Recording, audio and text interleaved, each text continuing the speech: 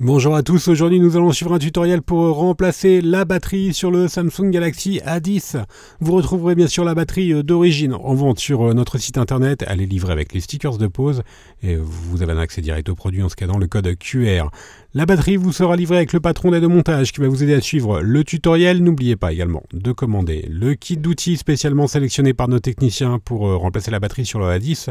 Il s'agit du kit d'outils numéro 1. Vous retrouverez également le kit complet de réparation qui comprend en plus de la batterie le kit d'outils et également le liquide remover pour enlever la batterie ainsi que le patron en version adhésif. En commandant ces pièces sur notre site internet, vous bénéficiez d'une assistance technique gratuite par chat, par téléphone, également par mail et vous bénéficiez également de 10% de remise avec le code YouTube. C'est une réparation qui est assez facile. La difficulté est notée 2,5 sur 5 et il faut compter environ 30 minutes pour remplacer la batterie sur le A10. Si vous n'êtes pas sûr d'avoir un Galaxy A10, vérifiez le numéro de modèle situé au dos de votre téléphone et il doit correspondre à SM-A105FN.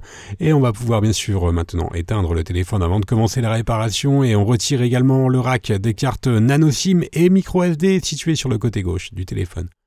Dans la première étape, on va devoir retirer la coque arrière. Vous allez voir, c'est relativement simple. On positionne dans un premier temps la ventouse sur la vitre et ensuite on vient insérer le médiator en métal entre le bloc écran et la coque arrière afin de créer un point d'insertion et on vient remplacer le médiator en métal percé qui est un petit peu plus fin par le médiator en métal classique et ensuite on vient faire levier tout simplement avec le médiator en métal afin de déclipser la coque arrière qui est simplement clipsée sur le châssis du téléphone.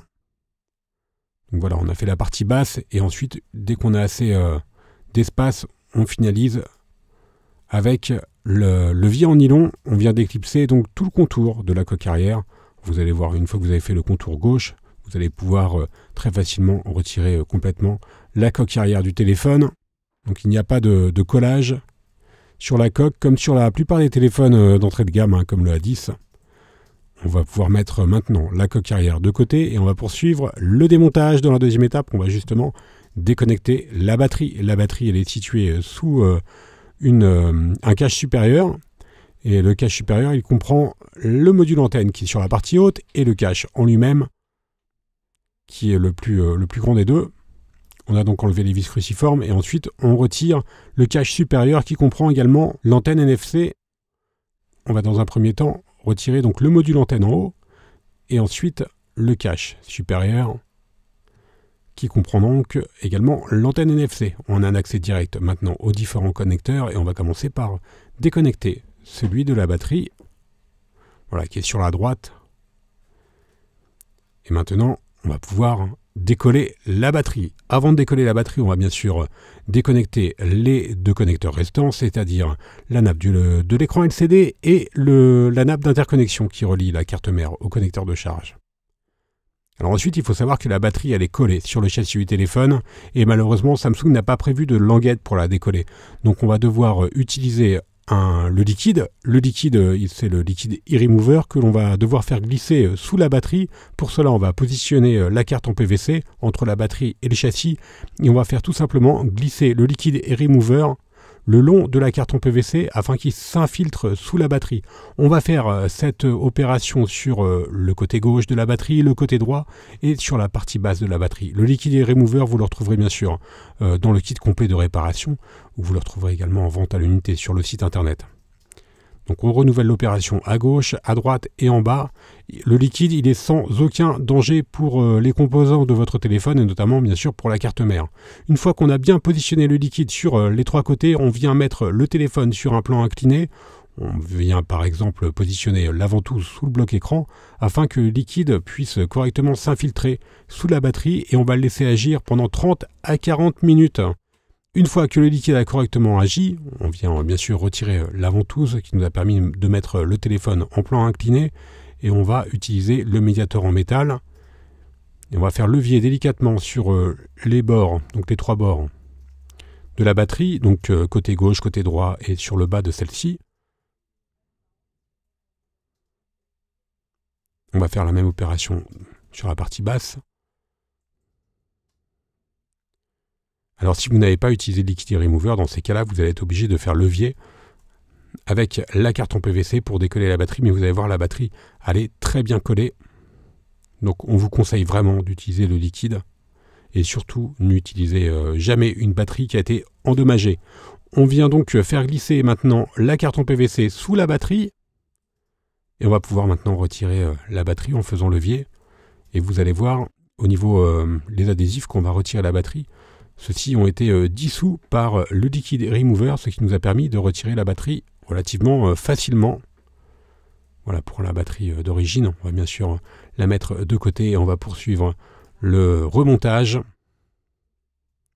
On va alors utiliser la nouvelle batterie. La batterie, elle est vendue avec un sticker, donc il faudra bien sûr juste enlever les protections des adhésifs.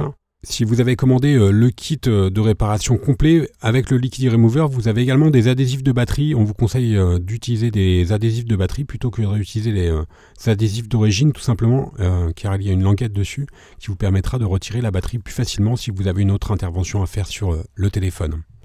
On a donc repositionné notre batterie sur le châssis du téléphone. Ensuite, on vient reconnecter les différentes nappes.